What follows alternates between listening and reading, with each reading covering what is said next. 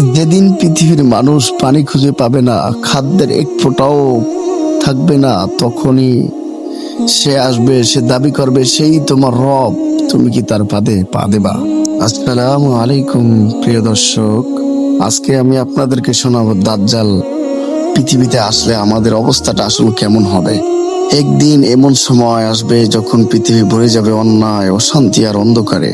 সত্য মিথ্যার পার্থক্য করা কঠিন হয়ে পড়বে। তখনই আসবে সেই ভয়ঙ্কর পরীক্ষা, দাজ্জাল। রাসূলুল্লাহ সাল্লাল্লাহু আলাইহি ওয়াসাল্লাম বলেছেন, দাজ্জাল বের হওয়ার 3 বছর আগে মানুষের উপরে ভয়াবহ কষ্ট আসবে। প্রথম বছরে আকাশ 1/3 বৃষ্টি আটকে দেবে এবং জমিন 1/3 ফসল উৎপাদন করবে। দ্বিতীয় বছরে আকাশ 2/3 বৃষ্টি আটকে দেবে এবং জমিনও 2/3 ফসল উৎপাদন করবে। তৃতীয় বছরে আকাশ 1 ফোঁটা বৃষ্টি দেবে না এবং জমিনও কিছু উৎপাদন করবে না। সহিহ ইবনে মাজাহ। হায় আল্লাহ, আমরা কি করব তখন এরকম পরিস্থিতির মধ্যে? হাদিসে এসেছে, দাজ্জাল পূর্ব দিক থেকে বের হবে। প্রথম সে দাবি করবে সে একজন সৎ মানুষ, পরে বলবে সে নবী, আর শেষে ঘোষণা করবে আমি তোমাদের রব।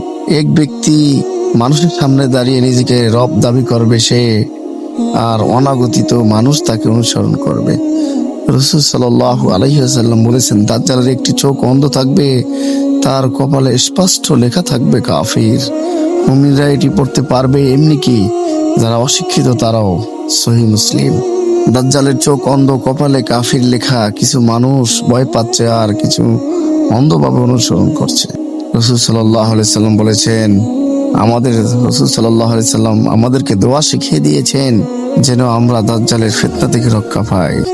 দোয়াটি হলো, আল্লাহুম্মা ইন্নী আউযু বিকা মিন ফিতরাতিল মাসিহাদ দাজ্জাল। একজন মুমিন হাত তুলে দোয়া করেছে আর পেছনে আলো ঝলমল করছে।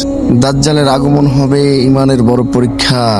যেন আল্লাহ রাসূলের প্রতি দৃঢ় বিশ্বাস রাখবে সেই রক্ষা পাবে। প্রিয় দর্শক, তাহলে আমরা এখন নিজেদেরকে যাচাই করি, আমরা কি সেই দাজ্জাল আসলে আমরা কি ইমান নিয়ে টিকে থাকতে পারবো, নাকি দাজ্জালের পথেই আমরা আটকে যাব, না দাজ্জালের মায়ার জালেই আমরা আটকে যাব? আমরা এখন থেকে সতর্ক হই, ভালোভাবে আল্লাহর কাছে চাই, আল্লাহ তুমি আমাদেরকে দাজ্জাল থেকে রক্ষা করো আল্লাহ।